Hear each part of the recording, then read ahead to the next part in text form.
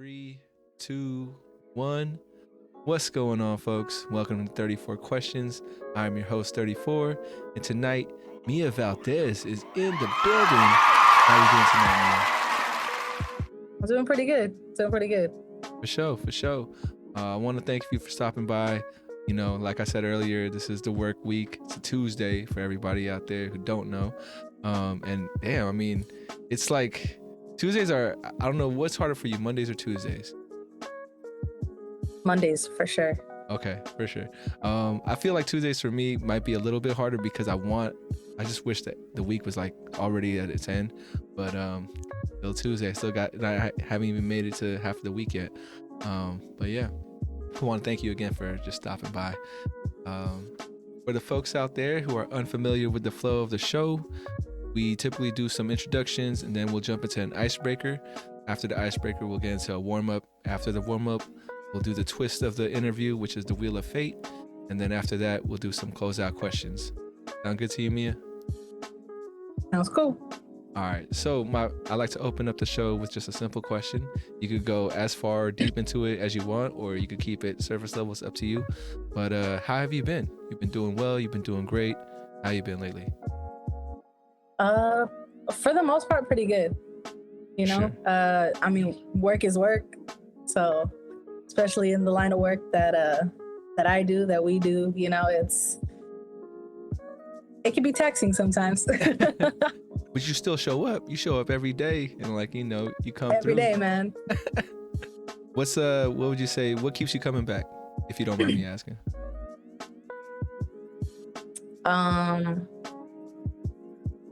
I think the number one thing that keeps me coming back is the simple fact that even when I have those students that, like, you know, just really be testing their limits.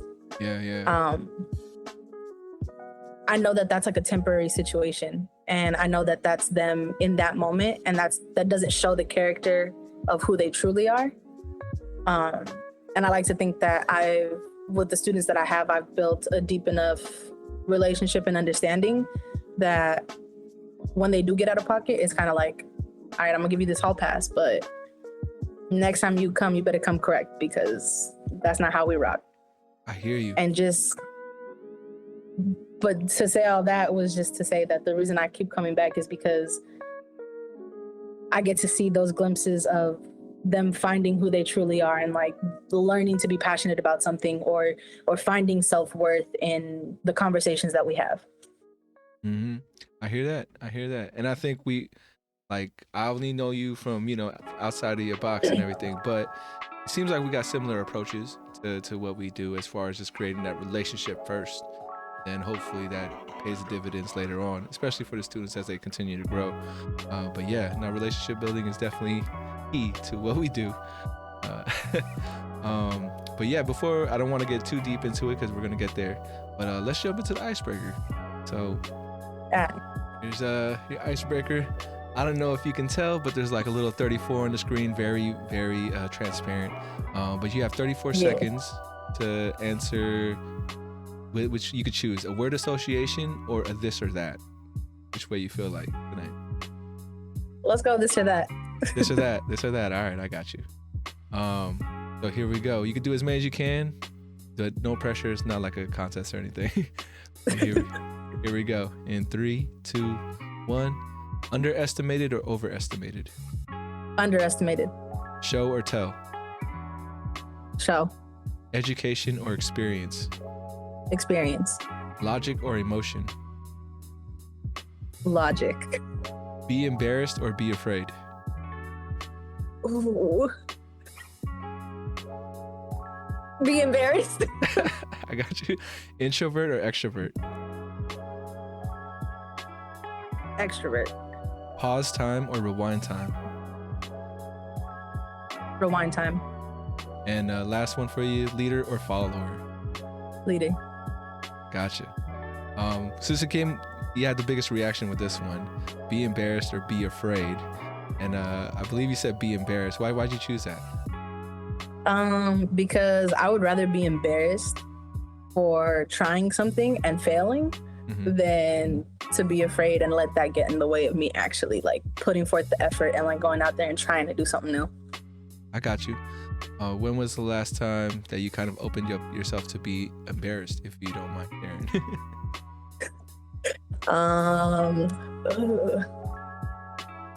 I guess today, actually. What happened? You see, what had happened was. No, I got you. I was at I subbed in for the flag football coach at work, and one of the students, I was teaching them how to pull flags, and like I was teaching them how to like get in front of players and stuff. And one of the kids straight dusted me, like, and I was like, ooh, that hurt the ego just a little bit. I got you. Because I was like, yo, she picked up real quick. That's a good sign. It must mean you're a good coach if she picked it up real fast. I'm gonna take that one. Yeah, for sure.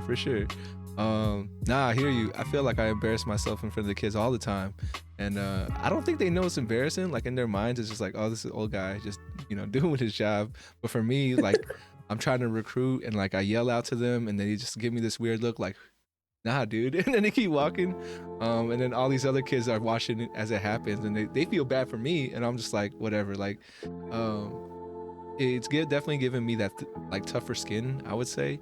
And I wish I had that more so when I was in college, or like even just trying to holler at girls and stuff. Like I was way more scared and afraid to be embarrassed there than it was trying to recruit kids for programs.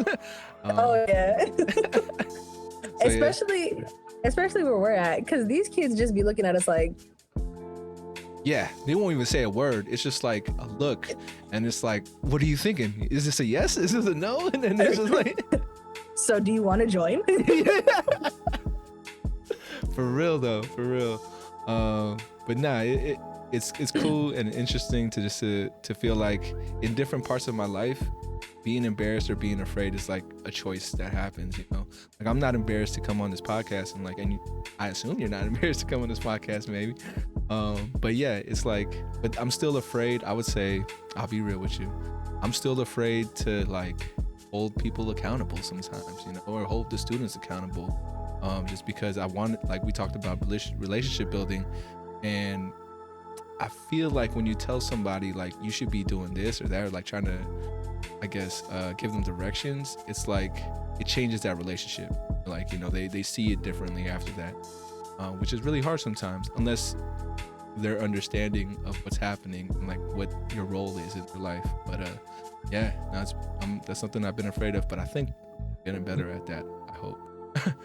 But yeah, how do you feel about that? Are you feel strong in your abilities to keep kids accountable? I feel like sometimes I can do better about holding students accountable, especially the students that are on my caseload. Mm-hmm. But then there's some students where I'm like, I'm really trying to hold them accountable because of certain situations or certain circumstances that they're dealing with. And I feel like teaching them accountability is going to teach them how to navigate said situation or circumstance. Mm-hmm. And I feel like when I draw that hard line, I've had students tell me before, like, when you draw that hard line, it's a hard line. For sure. And I like to think of it as like my students more so trying to tell me like they respect me enough to understand that when I draw a hard line, like it is a very hard line. But it does suck because kind of like you said, it does change the dynamic and the relationship sometimes. And I never really had to deal with that until this year, actually, where it like affected a relationship that I had like worked really hard on building. And the crazy part is the student that I had actually done that with, I had known the student since they were in 8th grade because they were part of one of my coworkers' programs.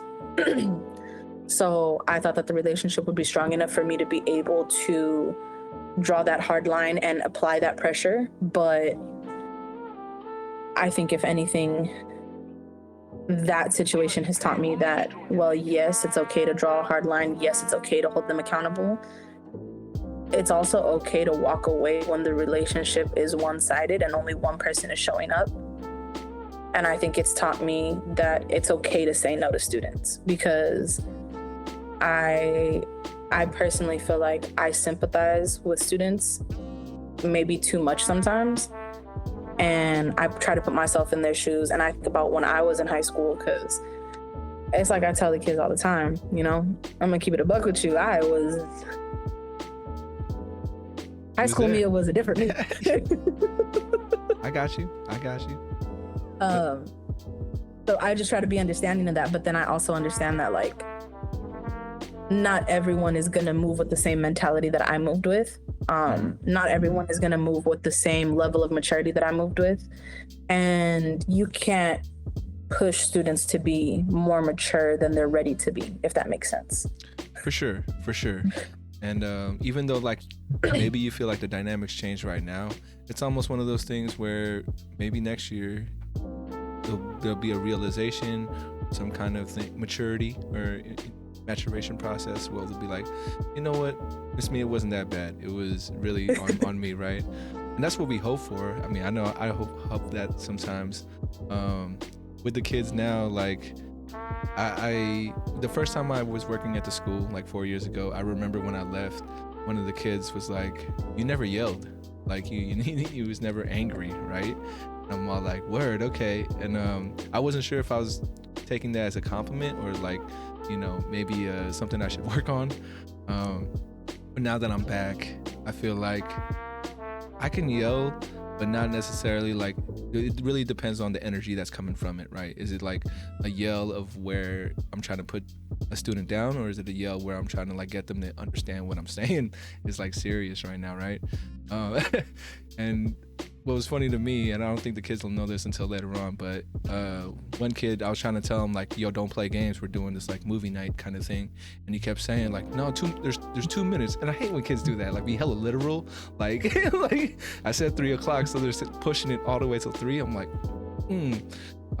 so, you know, but now what I tell them is, like, look at my face. Like, I tell them, you see my face right now? Like, this is serious. You see right how now. serious this face is right now? Yeah. Exactly, because I mean, I am a pretty easygoing person, and they see that, they know that. So, but, like, when you draw that line, it's like, okay, there is this really strong shift, and he's not like this all the time, and I hope the kids understand that. I'll ask them when they get older, but who knows, right? Real though. We can only hope for the best. That part. All right, I think we'll move on to the warm-up. So my first question in the warm-up for you is, what would you like the audience to know about you? What is something I would like the audience to know about me? I guess disclaimer is, I work with youth. I'm in youth development. But aside from youth development, I also have a clothing brand that I work on from time to time, which I have taken too long of a break from.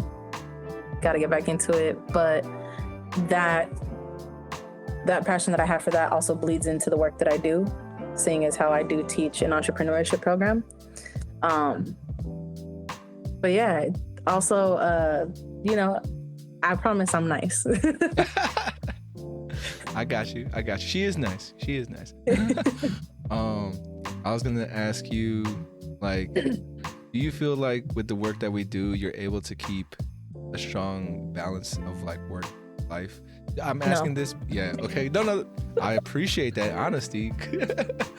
Well, I'm asking because we had a training yesterday. We worked on President's Day, right? And it was a training, and we talked this out. We talked about work-life balance and how I think I remember it was one of my supervisors, someone higher up the ladder than me, was just talking about how he keeps it, which is great, right? Like, I'm glad he can do that, and I think it's important to do that.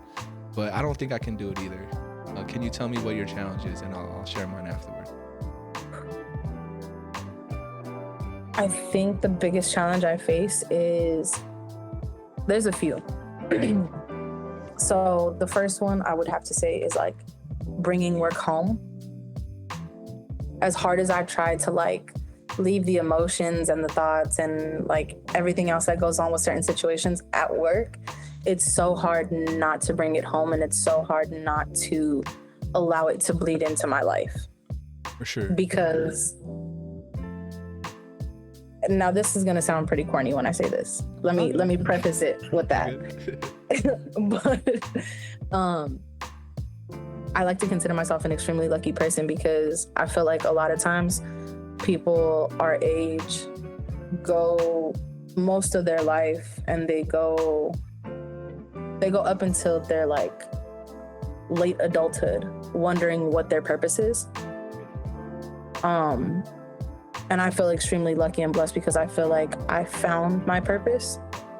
Like I genuinely feel like my purpose is to do the work that I do. I think that a lot of the trials and tribulations that I went through myself as a teenager, as a young adult, I think I was put in those situations to be able to help guide my students through them so that it's a lot easier, so that they do have guidance, so that they do have an understanding, like there is a light at the end of the tunnel type situation. But even with that, it's like I also find myself doing a lot more out of the scope of my work, in the sense of like I find myself doing more than people who are in positions that are higher than me. I find myself going not only above and beyond, but then like taking an extra mile from that for my kids. And like just really trying to show them like there is someone that cares about you, you know. And it's funny because I was literally just having this conversation with one of my students from last year today, and one, like, I can't even remember how it came up, but she kind of had asked me like, why do you do this, you know? And I told her like, the reason I do what I do is because I remember being that age, and I remember needing somebody, and I was lucky enough to have my English teacher, who is now my mentor. But at that time, she was like a second parent to me, you know.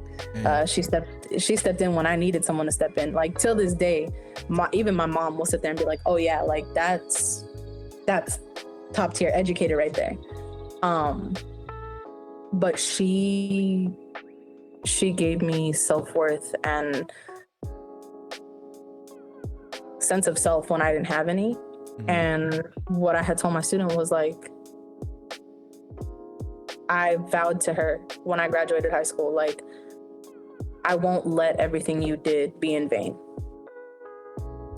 And for me, by doing that is by paying it forward.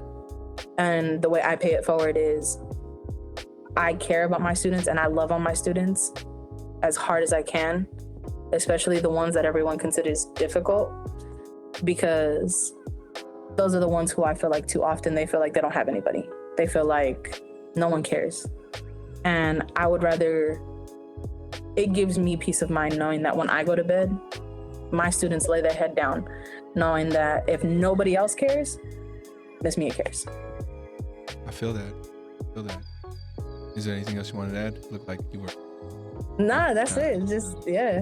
No, I got you. You touched on a lot of things that I think, we could definitely expand the conversation on. I think one for me, you talked about how like people, you feel blessed to find something that feels like is for you, and it kind of makes everything kind of align. I don't know. I'm projecting because that's how this work makes me feel. Nah, 100%. Yeah. No, it makes me feel aligned with like my life purpose and, everything else that outside of work. I feel like I'm creative at work, but outside of work, that's what I'm pretty much focused on. Like, how can I make things happen?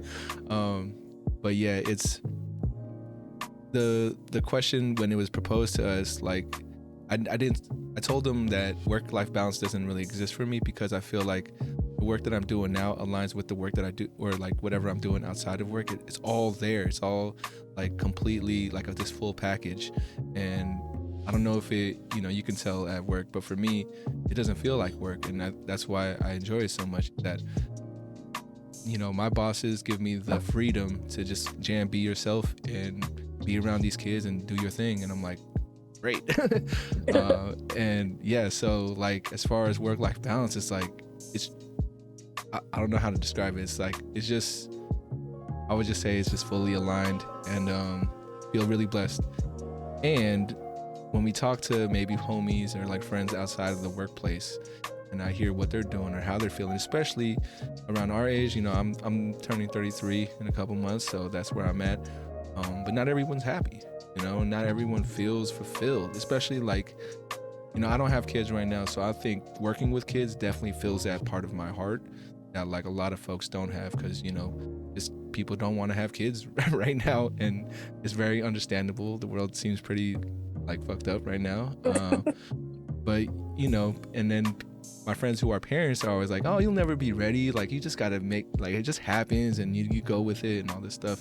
And I'm just like, I don't know, really don't know. But I'm glad to have work that allows me to make me feel like I'm someone's uncle or like a mentor, coach, teacher, whatever, because it is important. I think that's what people are missing, is something that that connection to somebody younger, because you feel like you're giving back to the future as well, right? Like the future is going to be better because of the work you're doing. And I'm not trying to be egotistical or anything, but it's just the truth.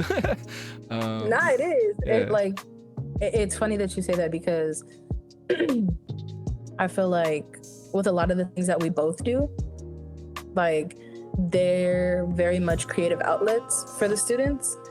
And I feel like because they've learned those avenues, we don't like, it's one of those things where it's like you're planting the seed, but you don't like, you just pulled out a seed from a random bucket. You don't know what it is, but you're planting it because, well, I can. And I have the tools to do so, and I have the tools to assist it to flourish and tend to it and nurture it and care for it and give it a safe, stable place to expand and grow and root itself in that. For sure. And honestly, I think that's what they pay me to do. And so that in my mind, it's like, okay, you guys pay me to plant these seeds, let's do this. And like, I'm going to do it.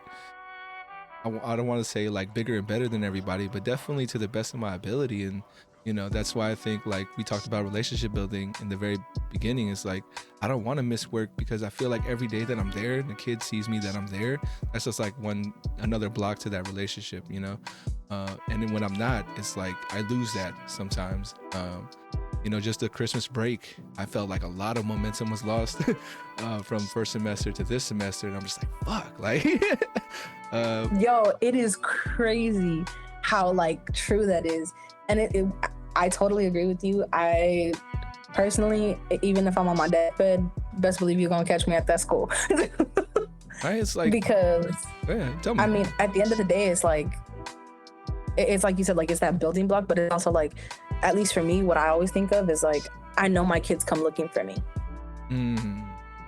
So it's like, I never don't want to be there, because you never know how serious, how severe everything is, Yeah. And not only that, but I feel like after this year, like at the beginning of the year, I lost a student for the very first time. Like I've never experienced that kind of hurt and heartbreak. And now ever since then, I feel even more so like I want to be there, because I hate to put it like this, but like you never know what could happen. I feel you.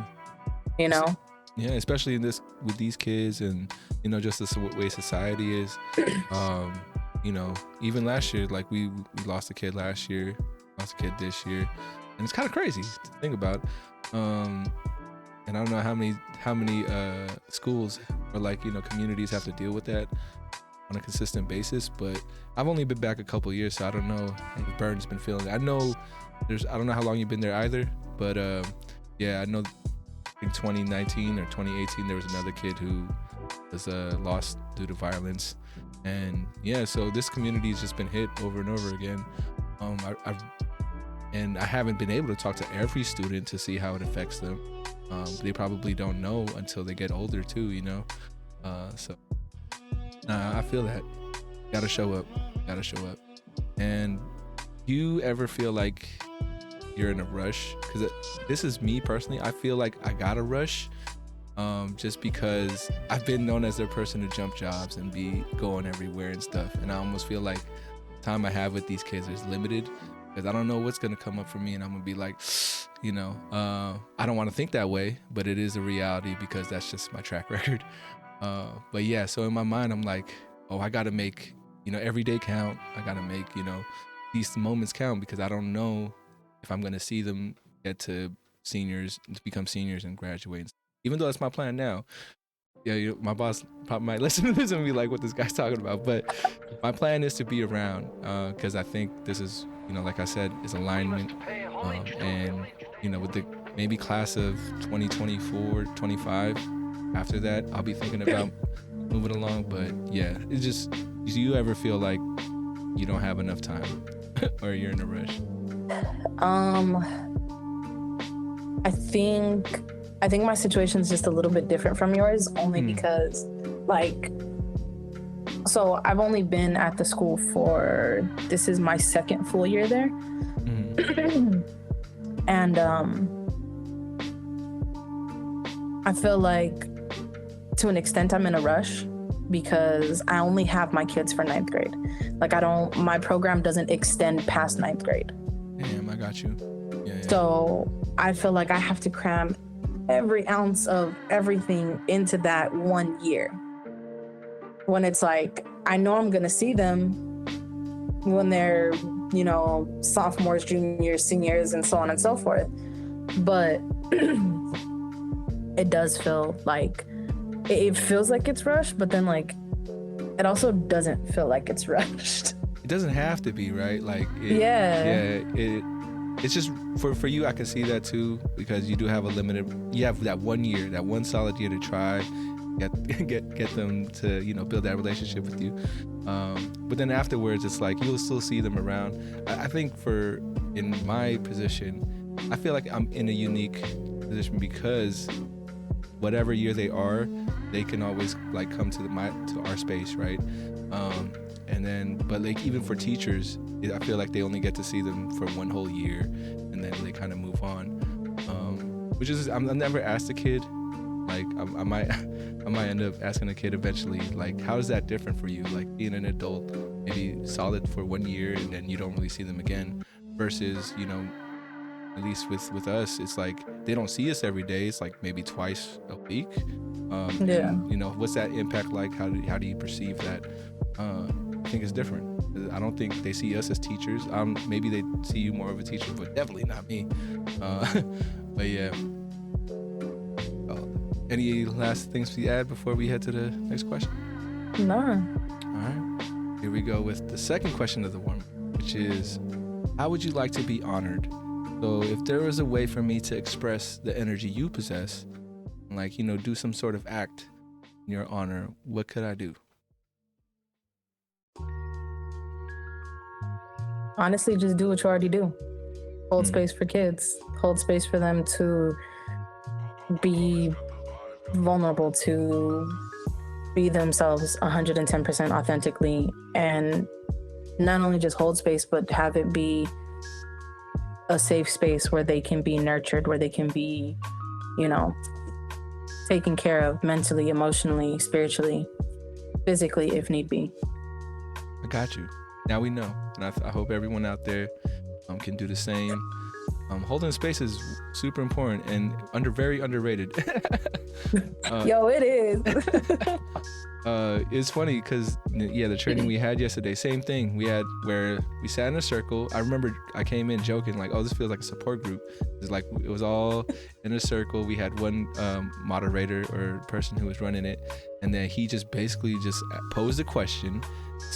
Was just trying to see who was gonna answer, and then from those answers he just kept going with it. There was no structure. It was really a circle in silence, because we had those awkward silences too. We would just wait until somebody says something and then we could say we did this for an hour and 15 minutes, so it was very oh man, what's happening right now. But there was good conversation, and I think people felt closer to each other because it was silence. We all went through it together. We hardly knew each other, but we knew each other a lot more after that. I want to see how that works with just because I think the space part is important, but just them leading a discussion or them leading, I'm sure there's a lot of groups on campus that do this. I just haven't been able to be a part of one or see it happen. But yeah, if there's one of my ideas was to do a talk series similar, hold a space and just be we talking about drugs. All right, what are your questions about drugs? And then see what comes up from that. I almost feel like I'm crossing a line. That's why I haven't done it yet.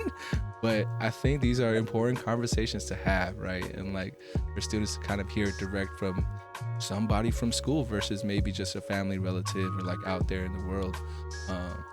Yeah, so that's actually kind of dope. I don't know how to apply that.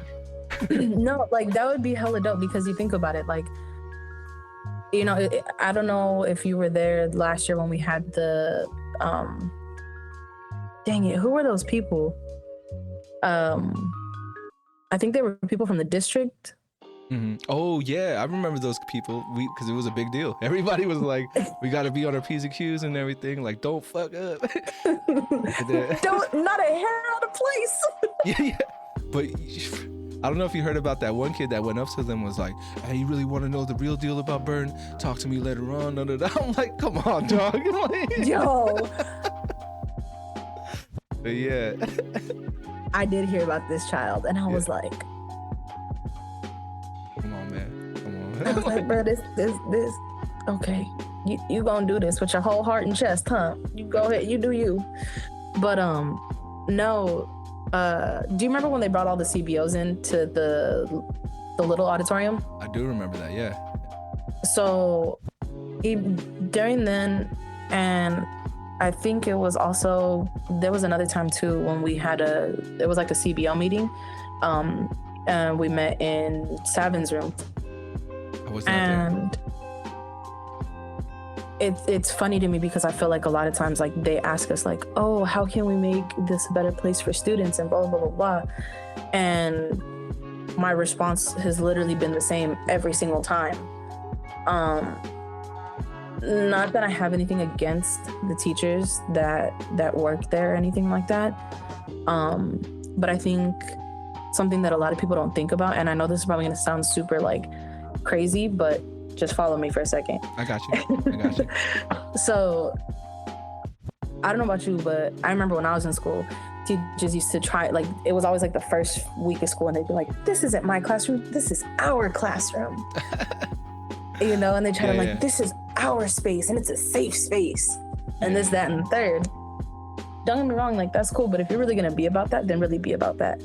And I think a lot of the things that are wrong with the school system and the reason why students have such a hard time coming to school and being in class and participating in a lot of these things is because from the second they step on campus, no matter how many times you tell them, this is your school, this is our community,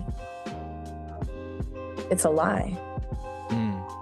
When you look at the setup of it, when you really look at when you take yourself out of it and you look at all the optics from both student perspective, from admin perspective, from every perspective, and the way I put it in both of those meetings was, the teacher tells you, this is our class, this isn't just my class, this is our class. But when a student shows up to go to school, whose name is on the front door? I got you. My name's not on the front door. Yeah. That student's name isn't on the front door. No, that teacher's name is on the front door. Then you step into the classroom. Does the do the students have any opinion or any say in what goes up in the classroom as far as decoration goes? I know that sounds super minute, but when you think about it, if you want it to be a space where students are going to feel welcome, where they're going to feel like they're part of it, where they're going to feel like this is actual community for them, then make it that. Then be about that. But really be about it. Don't just say it, be about it. Yeah. Because when you go into my office, yes, you're going to see everything that I love, right? You're going to see my bagel sarape tapestry that I have hanging behind me. You're going to see my Latino inspired art.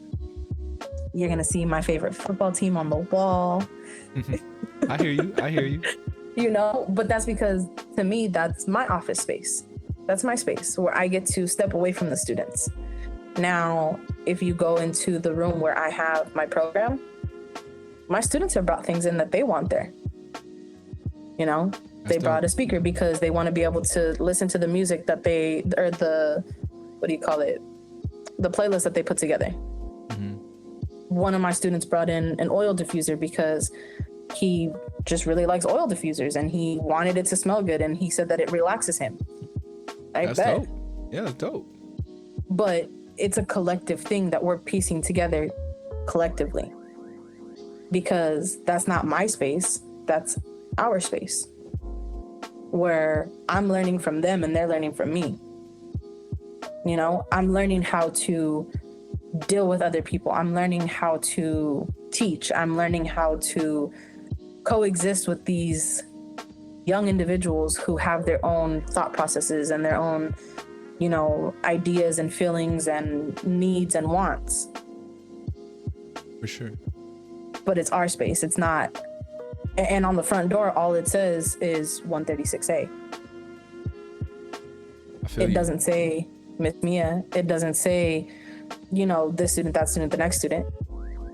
It's a blank space that we can collectively sit in together and develop and create and nurture into a space that we feel comfortable in, where we feel that it's our community.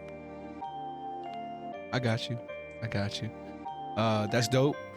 I do feel a little attacked, and only because you know the space that I run, and that was all my vision.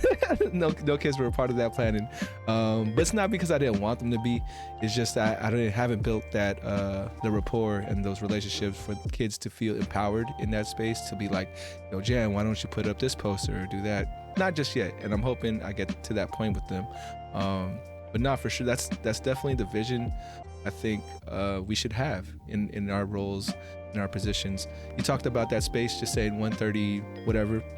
I forgot the number, but I definitely would like to rebrand it as the community space or something like that, where kids know, or like that's not just the room, that's community space. Because for me, like the way I approach what I'm trying to do is basically set up spaces where kids don't feel like it's school, you know? Because I mean, we could talk about how schools look very institutionalized, so gotta bring some flavor, gotta bring that thing of like, oh, I don't have to leave school to have fun. There's already a spot here that it could happen at, which, you know, I think, go ahead. And that's the thing, like, it's funny to me that you mentioned that it was just you who put together that space, because I for sure would have thought that students had say in that. No, I'm just a big ass kid, man. No good. with the way that they flock there and like they all look forward to going there, like you would think that they did that. So I guess I wouldn't necessarily say that statement or that comment pertains to you, because of the simple fact. No, I know, but I'm just saying, because like there are certain people like yourself where it's like you took them into accountability. You took their likes, their dislikes, what attracts them, what they're interested in. Like you took those things into consideration, and it shows in the space. Trust me, it shows. But I think I'm talking more so like teacher wise. Yeah. No Which doubt. Again, I understand, like, you know, teachers have multiple students or multiple classes in a day. But I guess one of the way I'm looking at it is more so like, yes, your classroom should reflect who you are as an educator, as an individual, but it's okay to have inspiration from students. It's okay to make them feel welcome. The same way you did that with the space that you have. I got you. You make them feel welcome, you know? I appreciate that. I think, you know, I don't want to judge any teacher or like say anything really about him because I don't know. But Yeah. I will say I want to believe all the teachers are there because we have that same feeling of alignment. I want to believe that. I also think that there's that system that we talk about that's just been been there for years, and we don't know. We're not sure if we can change. And I think there's teachers who like have been there for a long time, maybe have been beaten by the system. You know, like they know after year, trying to create change, trying to do something different, they can see that it's not bulging, and it's like, well, fuck it. Like, if this isn't gonna change, then I'm not gonna change either. I'm not gonna, like, you know, especially at this point when the specific district we're in is really fucking around with them. So it's like, okay, I get it, and that's why I've really stayed away from like relationship building with the teachers, because I don't know how they feel. I don't know if they just think I'm putting more stuff on their plate, or like, you know, it's like, why do I have to do this extra thing right now, you know?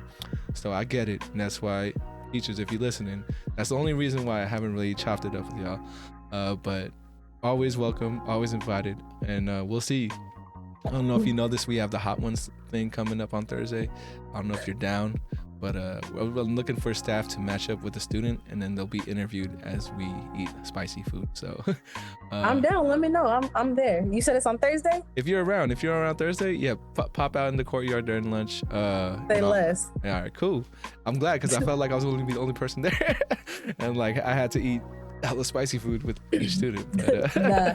But what I did want to touch base on real quick, and I'm so glad that you brought it up, is the simple fact that like you talked about how it's the system that the teachers are part of. And I think it's crazy because even when you look at a new teacher, like a teacher who's fresh out of school and like they finally get a job, you see how eager they are to like change lives and like be there and like, you know, build that community. And it sucks because that lasts for like the first maybe 5 years. If you're lucky. Maybe 5 years. Strong, right? Maybe. And then their dreams get completely shit on. And I mean, and it sucks because it's like, it's bigger than the teachers. It is, you know? I feel bad because I do see a lot of the teachers, and I'm like, damn, like, y'all are really trying, but you're getting zero help. Yeah. And I think too, that's like, because even when I had brought that up about like the whole, you know, whose name is on the outside of the door, it's funny because even the teacher was like, you're right. She's like, I just think that we've all come to an understanding that it is what it is, and this is how it's going to be. Yeah. And it sucks because it's like, in a perfect world, we'd be able to do all of these things, you know? I think that some teachers are really, really great at holding space. I think that some teachers are really, really great at being advocates for their students. But I also think that there's some teachers who understandably and rightfully are just fucking exhausted. Like, it is fucking exhausting to do this work because you literally put your whole heart, blood, sweat, and tears into it. And that's like literal. Yeah. Like, I know people be like, oh, you know, it must be really hard to be a professional athlete. And I'm like, no. I will tell you what's hard. And it's crazy when kids are like, so what do you do here? And I'm like, I'm like, for real? But it's good. I understand. That one takes me out every time because I'm like, yeah, I'm just here for fun. Yeah, I'm just here at this podium at lunchtime and like talking to you guys, like, right? I'm sure. I think he asked me that because that's all he saw me. He only saw me during lunch at the podium, so he genuinely had to ask me, like, you know, why are you, like, what do you do here? I explained to him like all the admin stuff, and he instantly checked out, like, oh, that's boring. I'm not even thinking about it. Like, he's like, oh, you got like a real job? That's weird. It was hilarious though. Just a heads up, we have about like 15-ish minutes left in this podcast, but no worries. I I always enjoy good conversation. I hope you're having a good time. And Yeah, of course. if anything, like we still got one more question in the warm up. If we can't get through the whole thing, we can skip the wheel until maybe a part 2 if you're open up for it, like down the road. No rush. I'm down. All right. Let me give you the last question of the warm up then, which is on a scale from 1 to 10, how well do you know yourself? Ooh. I want to say like a 5.5 because constant evolution. I got you. Or at least I try to constantly evolve. I feel you. 5.5 is usually typically my answer. Like 5 is where I like to, stand. So I get it. But what would you say is your favorite part of your personality?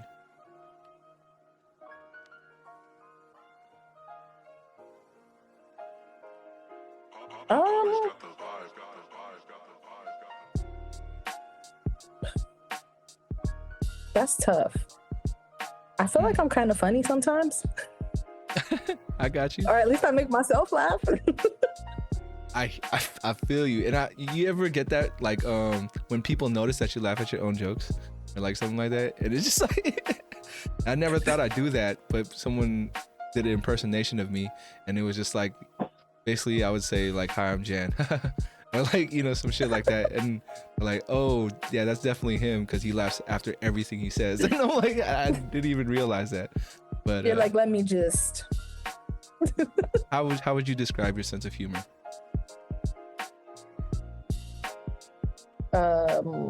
Witty, sarcastic with a hint of asshole, but also loving. Okay, I got that. What would you say show or movie that encapsulate that humor? Oh,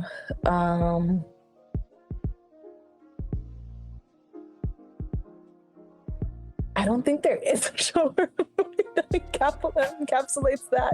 Like, okay. I can't think of one off the top of my head. It's good. Yeah, I know. I watch a lot of TV and movies, so I'm always like trying to see. I get a better idea once you tell me what kind of show. I'm like, oh, okay, that's the kind of humor. But no worries. If you can't think of one, it's all good. I'm trying to think, like, what show would that even be?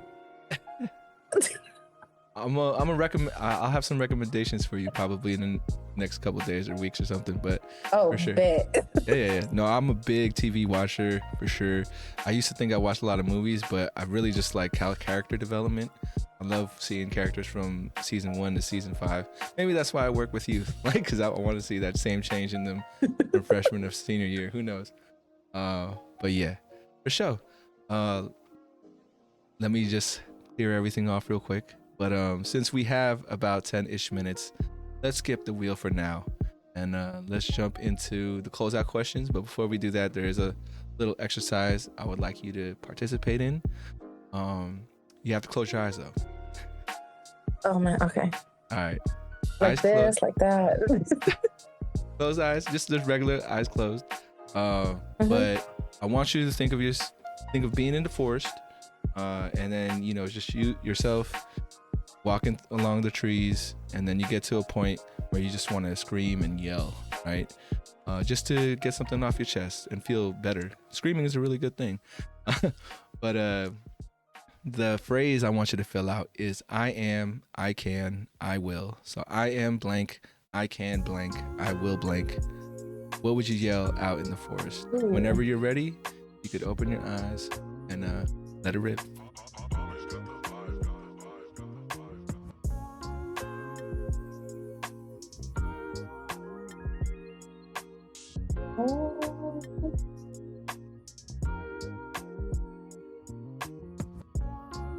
All right, I think I got it. Go for it.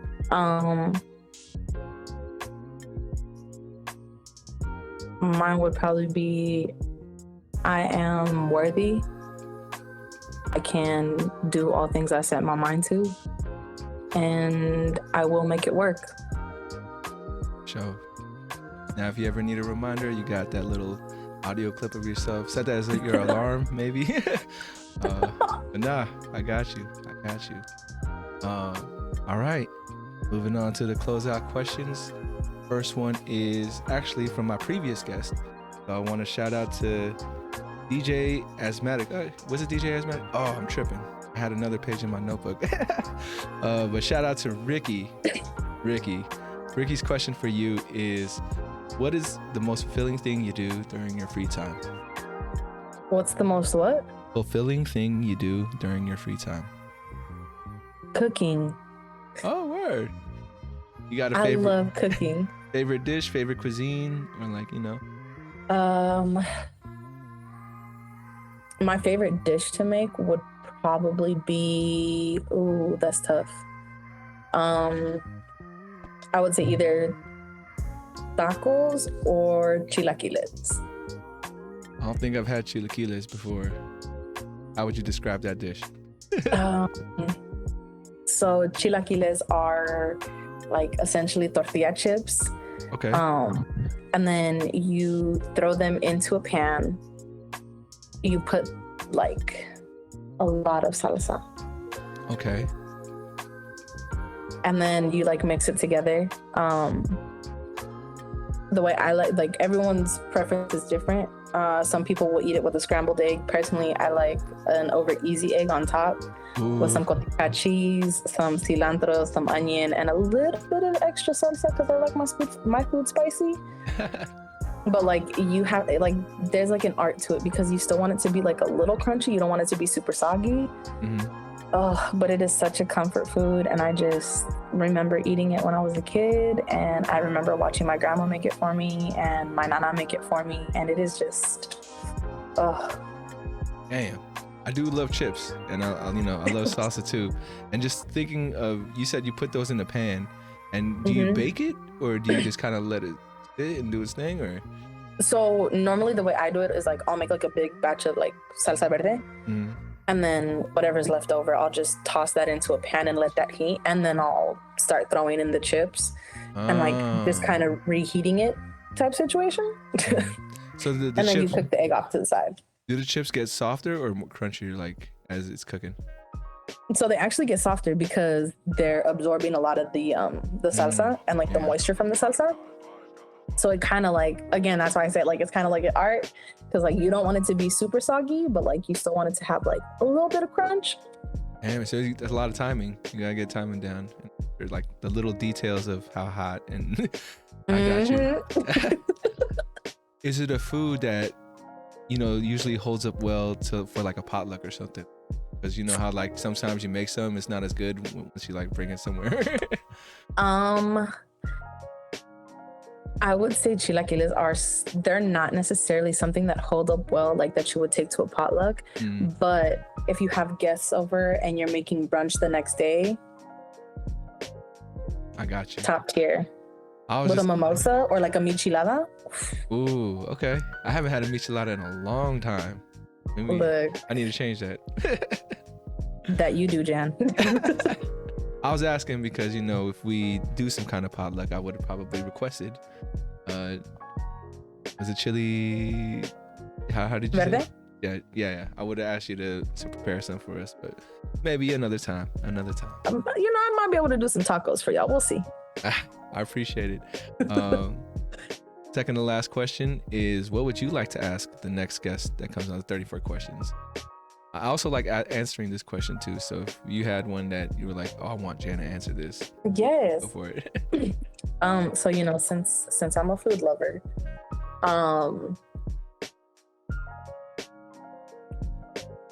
I guess my question would be, what is the one food that takes you back to the most wholesome childhood memory you have? What is the one food that takes you back to childhood? Oh, wholesome childhood. All right, so for me, I would say, like, my mom was always a cook. You know, she'd always, you know, do her thing. Very rare when my dad would. So, but I would say, like, me and my pops, we didn't have the closest relationship growing up. But I know whenever my mom was too busy or not at home to cook, he'd always cook me this one thing, which is basically a struggle meal. But it was a raw egg into some white rice, like hot white rice. So it would kind of cook inside the rice, and then like he'll put salt on it. But yeah, it was hella simple, but I love that shit. I love eggs, and I still do. So it's just that he would make that, and I think it's very wholesome because our time together wasn't always wholesome. So, but that brings me back to the point where, like, I could always count on my dad to make that meal. Like, he wouldn't let me starve. He just, all right, let me whip this up real quick. But yeah, so a raw egg in white rice that's been cooked, like some salt. It was just a good meal, and it takes me back to some good times with pops. Ooh, I'm gonna have to try that one. It's super simple, super cheap, and yeah, you let me know if you like it, because I don't know if that was just something my dad would make me and just be like, here, eat this. But yeah, for sure. We'll see what the next person has to say about that. And my last question for you, Mia, the question that ties everything together: 100, 200, 300 years from now, your descendants are watching this video. What would you like to tell them?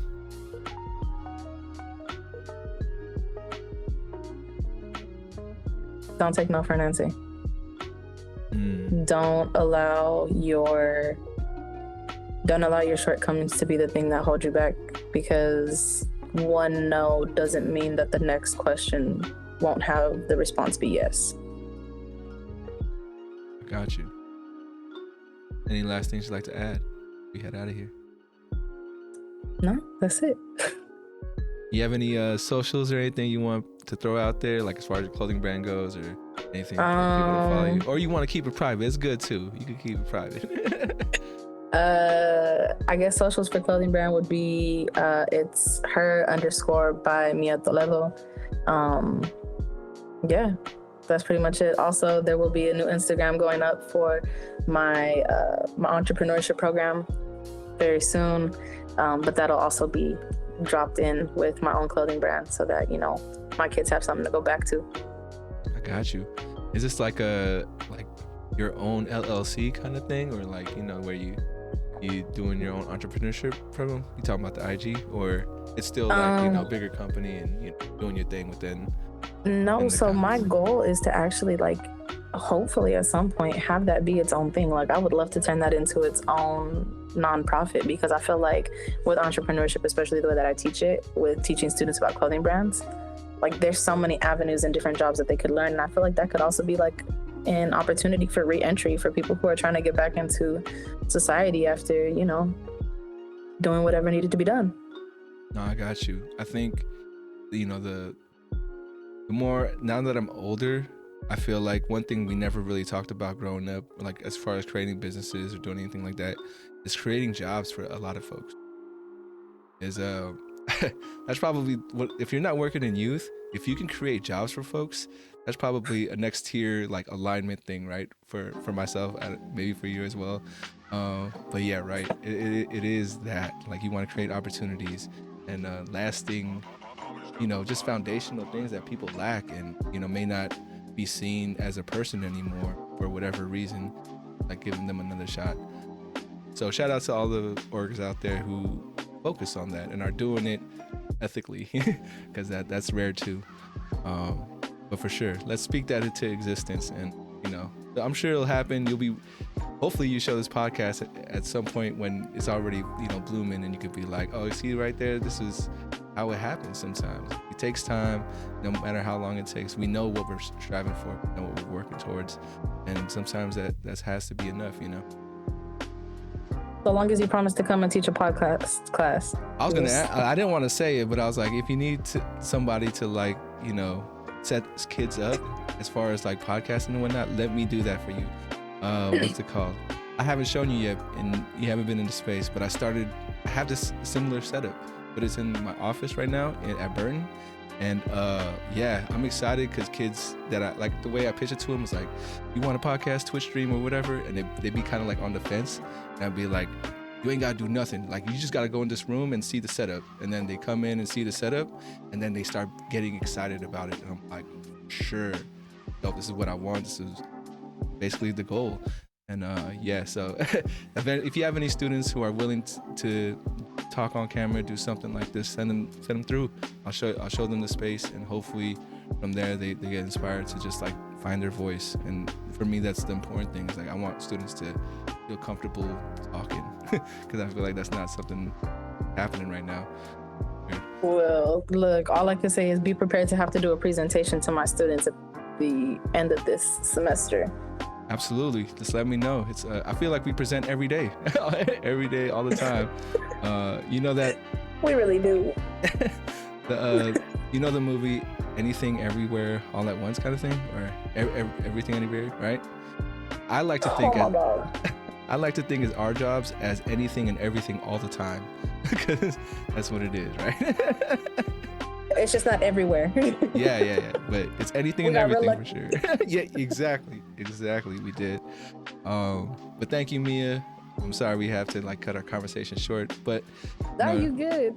I definitely appreciate your time. Stopping by. I hope this was fun for you, and I hope you can look at back at this video someday and just be like, yo, this was dope. But yeah, I want to thank you, and I want to thank the folks out there. If you are watching on YouTube, listening on Spotify or Apple Podcasts, definitely appreciate your time as well. Remember to reach out, reach forward. As always, much love, and we'll catch you guys next time on 34 Questions. Peace. And it fades out from there.